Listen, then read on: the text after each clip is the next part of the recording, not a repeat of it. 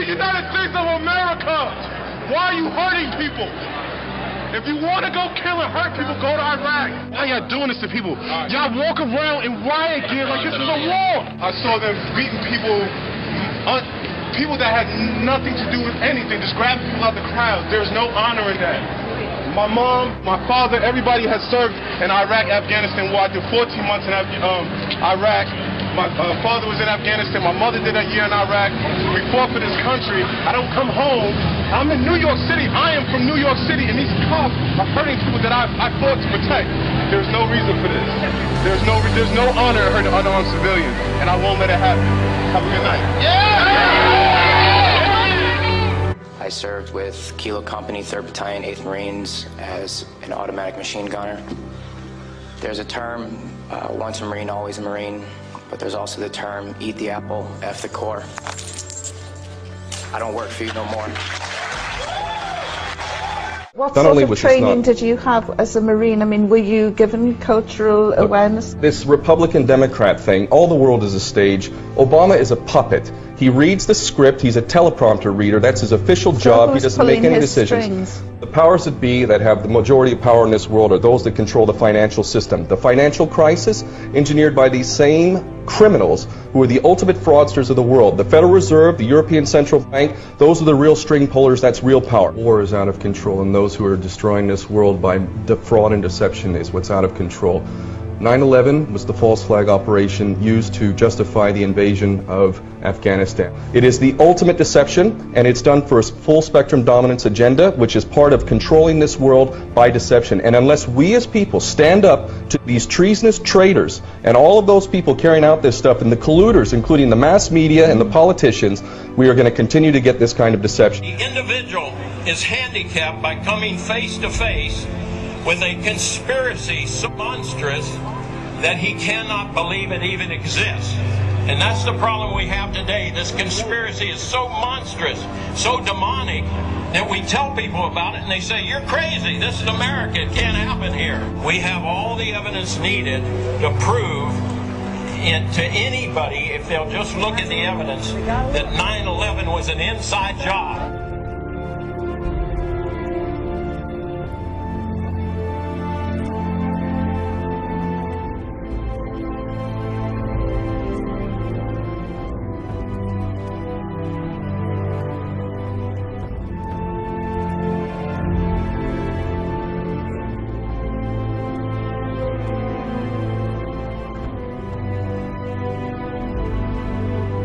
I wanted to fight in the war.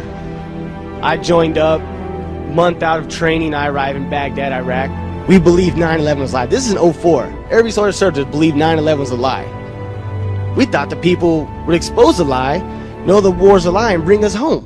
I'm outraged at what is going on. Again, they're using this idea of patriotism and honor. That's bullshit. This war is not about honor. This war is about profiteering. This war is about money. We're nothing but pawns being used for their political agendas.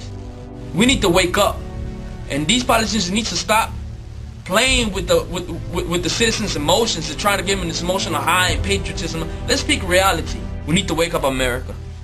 What you see with people is that they're desperate to hear what they want to hear. For people to say, oh no, these conspiracy theorists, they're all crazy, you know, they're all paranoid. It's not really going on. It's ridiculous. And this is done to protect you. This is done for you. You know, we're the government. This is why we're doing it. You know, watch the telly. There's a game on in a minute, and you'll be fine. And we're just going to build another concentration camp, okay? See you later. Take you to the FEMA camps being built by Halliburton right now to house 50 million Americans. They're building enough concentration camps in America. If we don't act now, we're going to lose all our rights. And I served my country. I got an honorable discharge from the Army. And I swore an oath to protect the country from all enemies, foreign, domestic. Now, these people that are operating in our government right now are criminals.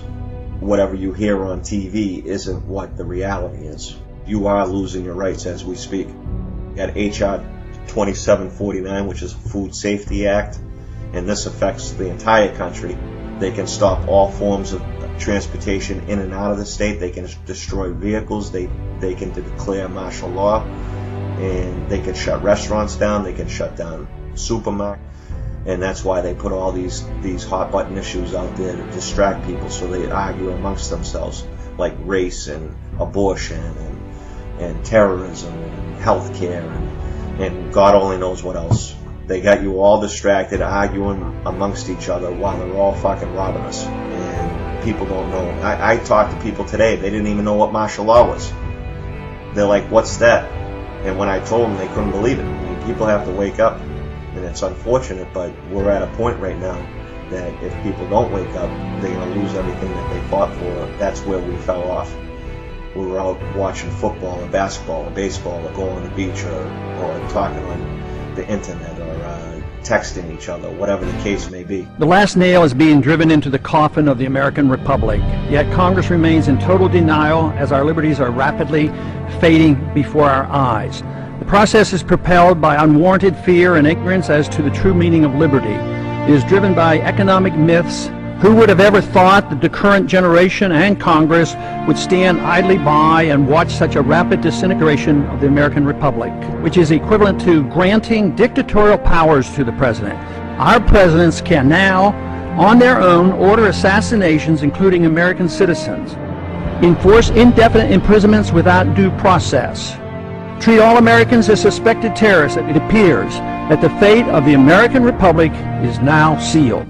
Every time our country stands in the path of danger, an instinct seems to summon her finest first. It's always the patriots who first hear the call.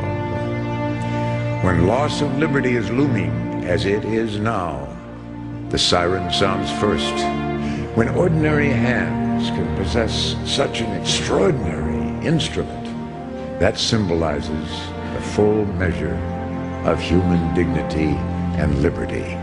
That's why those 5 words issue an irresistible call to us all. So as we set out this year to defeat the divisive forces that would take freedom away, I want to say those fighting words for everyone within the sound of my voice to hear and to heed. From my cold, dead hands,